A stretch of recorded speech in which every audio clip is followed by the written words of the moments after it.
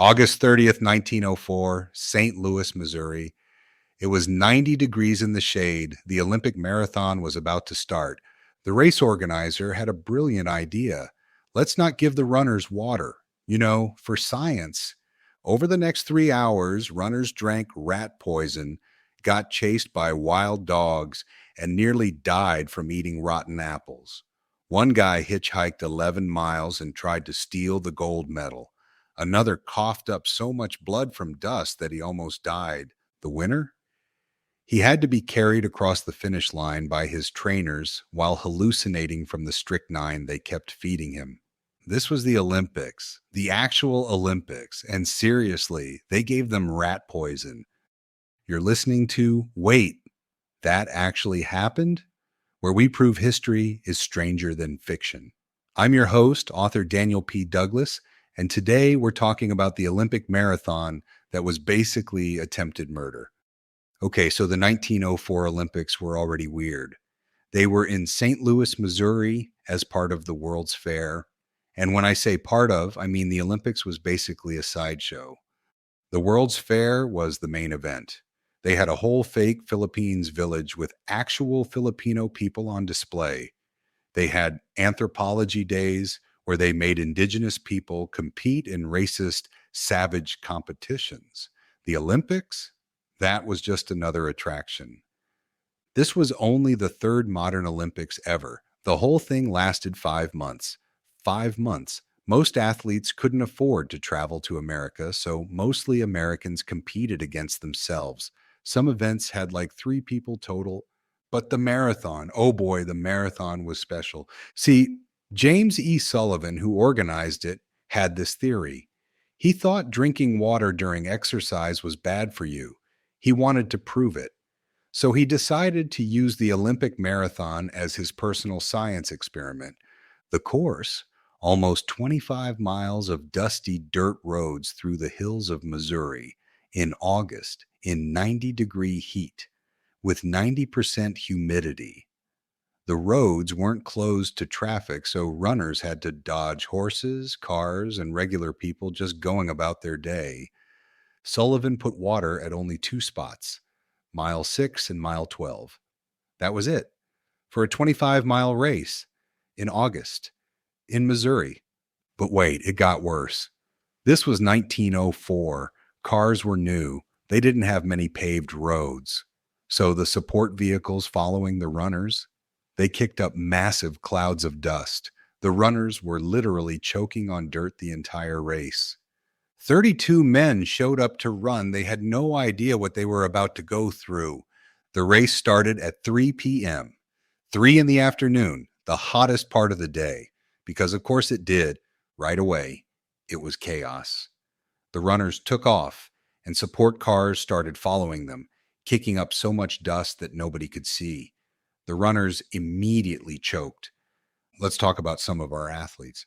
Felix Carvajal was from Cuba. He was 5 feet tall and showed up in street clothes. Long pants, regular shirt, street shoes. He cut his pants into shorts with scissors at the starting line. This guy had raised money to get there by running around Cuba and demonstrating his running. Then he lost all his money gambling in New Orleans and had to hitchhike to St. Louis. There were also Len Tau and John Masciani. They were Tswana tribesmen from South Africa who were at the World's Fair as part of an exhibit. They just decided to join the marathon because why not? Then there was Fred Lorz, an American who'd actually been training and was prepared, and Thomas Hicks, another American who'd brought his support team. The race started, and right away everything went wrong. By mile 5, runners dropped like flies. The dust was so bad that William Garcia, an American runner, literally breathed in so much that his throat bled. His lungs were coated with dust. He was hemorrhaging internally and didn't know it. At mile 9, Fred Lorz got severe cramps. He was done. He climbed into a car. "Take me to the stadium," he said. He rode for 11 miles, just chilling in the car while everyone else was dying. Felix Carvajal, our Cuban friend in the cutoff pants, he was having the time of his life. He was stopping to chat with spectators. In broken English, during the race, then he got hungry. He saw an apple orchard. He climbed over a fence and started eating apples. The apples were rotten. He got massive stomach cramps and had to lie down in the road. During the Olympic marathon, meanwhile, Len Tau was in fourth place when wild dogs attacked him. Wild dogs. They chased him a mile off course through a cornfield. He had to fight them off and find his way back to the race. But here's where it got really insane. Thomas Hicks was struggling bad. His trainers had a solution: strychnine sulfate. That's rat poison. They gave him rat poison mixed with egg whites and brandy. This was actually a thing in 1904. Small doses of strychnine were thought to be a stimulant. It's not. It's poison. It causes muscle spasms and hallucinations and, death. They gave Hicks his first dose at mile 10. He perked up for a bit, then started struggling again. So at mile 20, they gave him another dose. More strychnine, more brandy. By mile 23, Hicks was hallucinating. He thought he still had 20 miles to go. He was begging his trainers to let him lie down. They refused. They literally held him up and made him keep moving. His legs were doing this weird shuffle. He wasn't really running anymore, just kind of convulsing forward. Meanwhile, Fred Lorz, the guy who rode in the car, his car broke down at mile 20. He felt refreshed after his nice car ride, so he started running again. He ran the last 5 miles and entered the stadium first. The crowd went wild. He was about to accept the gold medal when officials were like, "Wait, didn't we see you in a car?" Lorz admitted it, said it was just a joke. They banned him from athletics for life. Then they changed their minds a year later because, 1904 was weird. Back to Hicks. His trainers were now literally carrying him. They were holding his arms, moving his legs for him. He was completely out of it, hallucinating that the finish line was a mirage. They gave him more brandy. He couldn't swallow it, so they just poured it in his mouth. He finally crossed the finish line. Well, crossed is generous. His trainers basically performed a weekend at Bernie's with him across the line. His time, 3 hours, 28 minutes, 53 seconds. One of the slowest winning times in Olympic history, nearly an hour slower than modern winners. So Thomas Hicks won the gold medal. He had to be carried away immediately. It took 4 doctors and an hour just to get him conscious enough to leave. He lost 8 pounds during the race. It took him days to recover.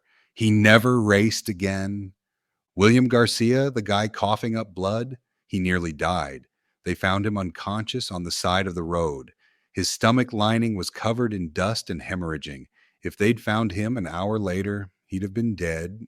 Felix Carvajal, the apple-eating Cuban, he recovered from his stomach cramps and finished fourth. Fourth! After stopping to eat and taking a nap. Of the 32 starters, only 14 finished. That was less than half. The rest either collapsed, got lost, or just gave up. James Sullivan, the organizer who caused all this, he declared the race a huge success. His research proved that dehydration made athletes perform better. Nobody pointed out that more than half the field nearly died. The IOC looked at this disaster and decided maybe marathons were too dangerous for the Olympics. They almost canceled the marathon permanently. Thankfully, someone pointed out that maybe, just maybe, giving runners water might help. This race became legendary for all the wrong reasons. It's still considered the most dangerous Olympic event ever held. Modern sports scientists study it as an example of literally everything you shouldn't do. The kicker, the next Olympics in 1908 set the modern marathon distance of 26.2 miles. So this 1904 disaster wasn't even the right length. You know what's crazy? We still do this kind of stuff, just with better lawyers. Ultra marathons in Death Valley, Ironman races in Hawaii, the Barkley marathons where people literally get lost in the woods for days. We still push the human body to absolute failure for entertainment. The difference is now we pretend to care about safety. We have medical tents and mandatory water stations. We make people sign waivers saying they might die, but we're still doing the same thing, watching people destroy their bodies for our entertainment. At least today, when athletes hallucinate during events, it's from exhaustion, not because someone fed them literal poison. Usually, though energy drinks are basically just legal speed, so maybe we haven't come that far. The 1904 marathon reminds us that tradition and science were once excuses for basically torturing people. These runners trusted the experts who said water was bad and strychnine was good. How many things do we believe today that people in 2125 will think are completely insane? Imagine if this happened at the Olympics today. First tweet, breaking. Olympic officials denying athletes water to test their limits. This can't be legal? Within minutes, it would be international news. Olympics using athletes as lab rats. The UN would probably get involved. Someone would definitely stream their hallucinations. Day 1 of running on rat poison. Like and subscribe. The runner who hitchhiked would become a meme instantly. Fred Lorz energy would trend for weeks. Someone would make t-shirts. Nike would somehow make a commercial about it. Just do it, even if it's strychnine.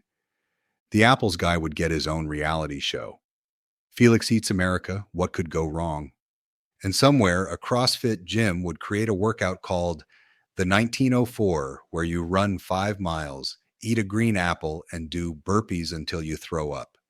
They'd charge $200 for it. So that was the 1904 Olympic Marathon, when the Olympics tried to kill its athletes for science. Between the rat poison, the dust, the wild dogs, and the rotten apples, it's amazing anyone survived. Next week, we're exploring the Tanganyika laughter epidemic of 1962, when hundreds of people literally couldn't stop laughing for months. Schools closed, villages evacuated, all because 3 girls started giggling.